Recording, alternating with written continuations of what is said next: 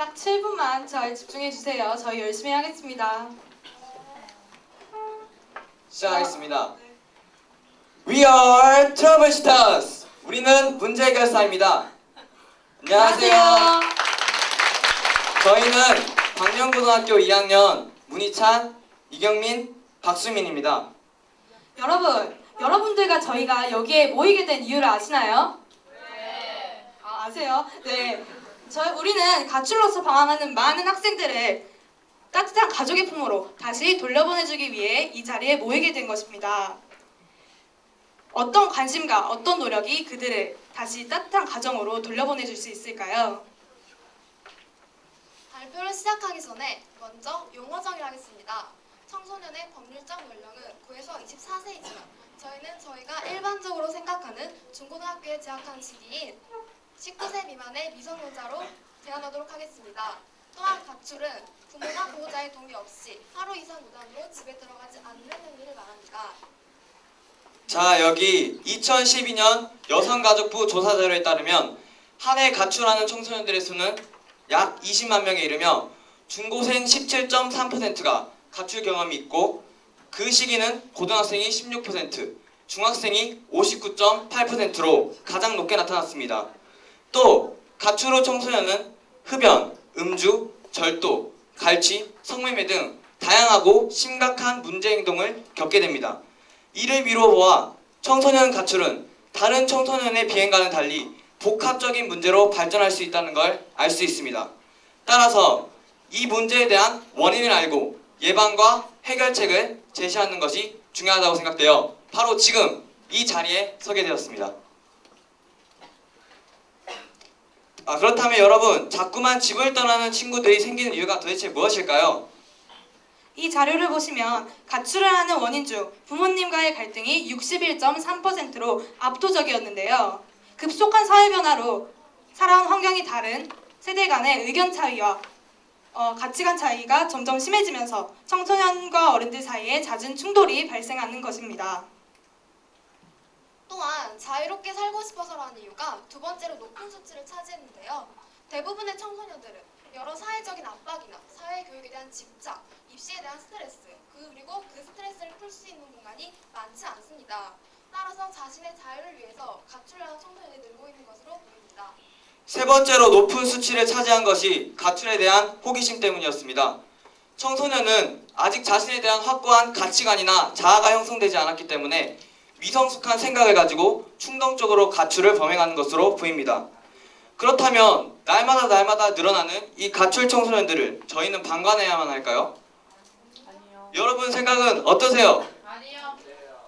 저희가 그에 대한 예방책을 가지고 나왔습니다. 첫 번째, 가장 압도적인 퍼센테이지였던 부모와의 갈등으로 인한 가출은 먼저 가족 간의 개성과 서로 이해하고 소통하고 하는 방법을 배우는 것으로부터 예방할 수 있습니다.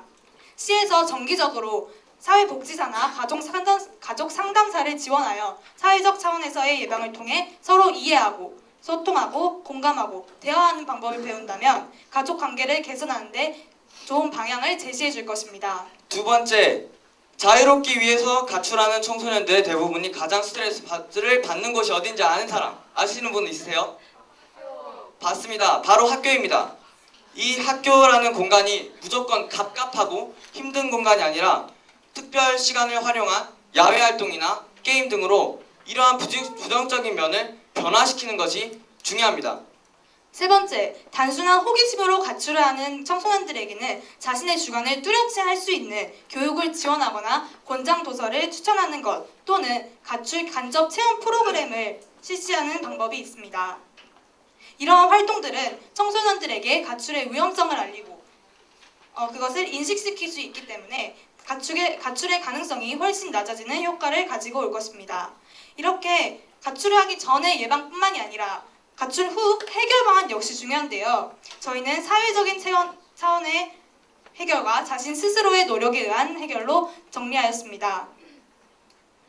우리들은 대체로 가출 청소년을 돌봐줄 시설들이 부족하다고만 생각합니다. 구수도 부족하지만 그 시설을 이용한 청소년의 수가 아주 적다는 것입니다. 여성가족부의 조사에 따르면 가출 청소년을 지원하는 보호 상담기관인 청소년 쉼터, 청소년 상담센터, 청소년 1388을 실제 이용률은 세 시설 모두 1% 남짓한 소수입니다. 가출한 기간 동안 또는 귀가 후에 학교 교사나 전문가에게 상담을 받은 청소년의 수도 14.1%에 불과했는데요. 이런 실태를 보아 청소년 가출이 줄어들기는커녕 늘어나는 것이 이 현사회의 현실이며 진지한 상담, 궁극적인 문제 해결이 되지 않고 방관되어진 학생들이 재가출을 범행하는 것도 여기에 있다고 생각합니다. 따라서 이러한 시설의 활동이 활성화될 수 있도록 하는 방안을 마련하고 실천하는 것이 가장 시급한 일이며 가출 청소년 보호복지시설을 확충시키고 질 높은 맞춤형 지원 서비스를 제공해야 합니다. 특히 가출 후 그 청소년들이 혼자 자립할 수 있도록 하는 전문 프로그램 또한 확충하는 것도 중요합니다.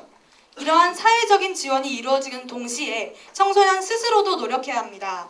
가출의 심각성을 인지하고 자신이 얼마나 소중한 존재인지를 알고 자신감과 자존감을 가지고 자신을 사랑하며 긍정적인 마인드를 가지고 살기 위한 노력 또한 해야 합니다. 이 풍선 보이시나요? 많이 궁금하셨죠? 가출 청소년들은 세상으로 받은 그 상처가 이 풍선처럼 많이 부풀어 있습니다.